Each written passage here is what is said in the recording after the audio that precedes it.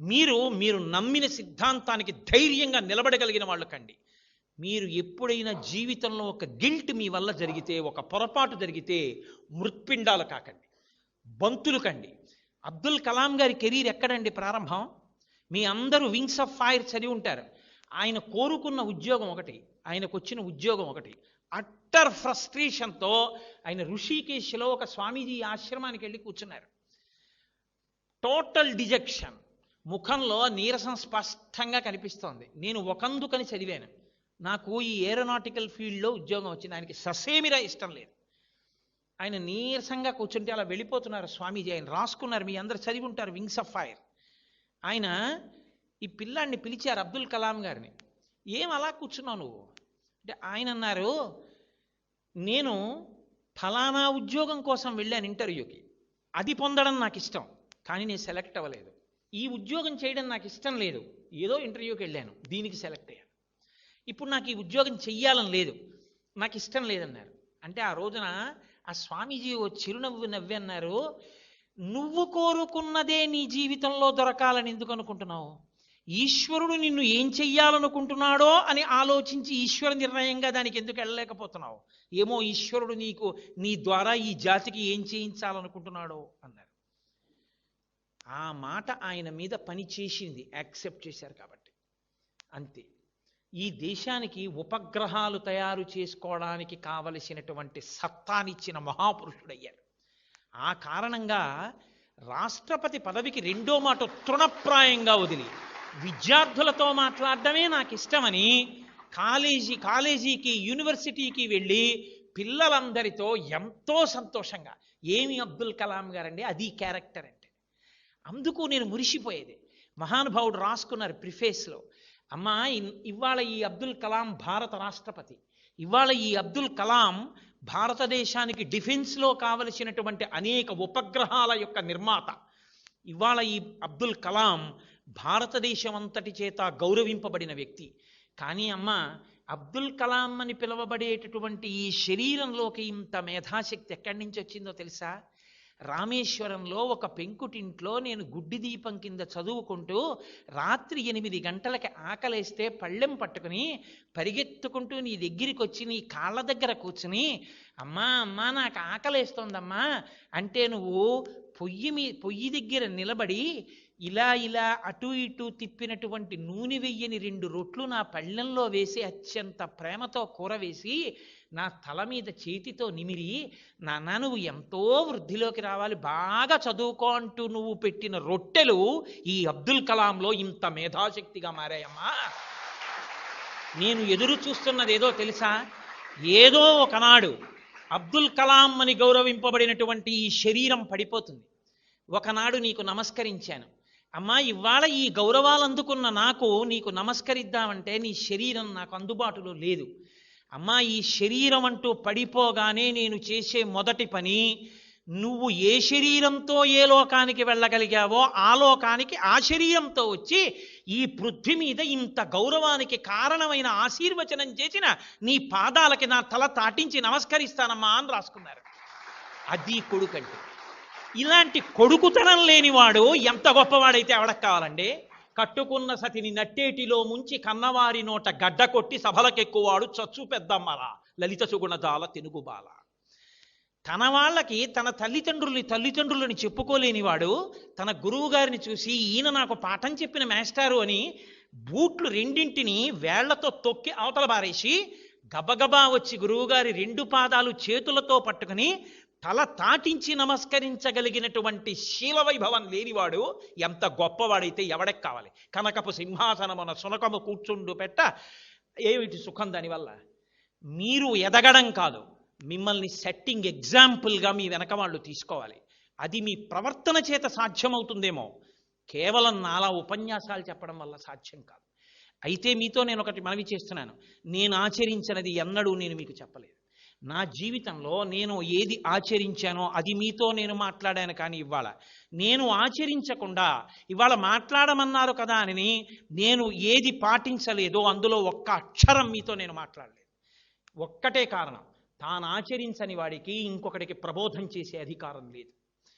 కాబట్టి నేను మీ అందరి యొక్క అభివృద్ధిని కోరి ఒక పెద్దవాడిగా, మీకొక మేనమామగా మీరు అంగీకరించగలిగితే, మీ చేత నమస్కారమునకు యోగ్యుడైనటువంటి ఒక అనుభవం కలిగిన వ్యక్తిగా నేను మీ అభ్యున్నతిని కోరి ఇవాళ నా శ్వాసని వాక్కుగా మార్చి స్వార్థం లేదు.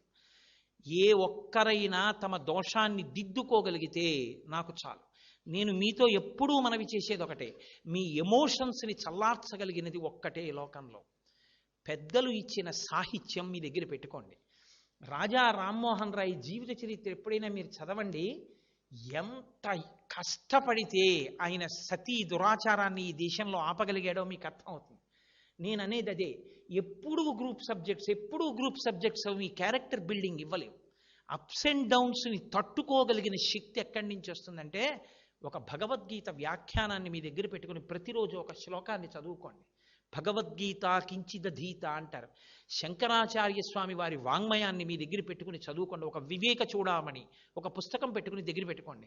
చంద్రశేఖరేంద్ర సరస్వతి స్వామి వారు చేసిన అనుగ్రహ భాషణాలు, స్టూడెంట్స్ని ఉద్దేశించి ఆయన చేసిన ప్రసంగాలు దాదాపు 200 భాషలలోకి ప్రపంచవ్యాప్తంగా తర్జుమా అయి వాళ్ళ ప్రపంచవ్యాప్తంగా చదువుకుంటున్నారు విద్యార్థులు.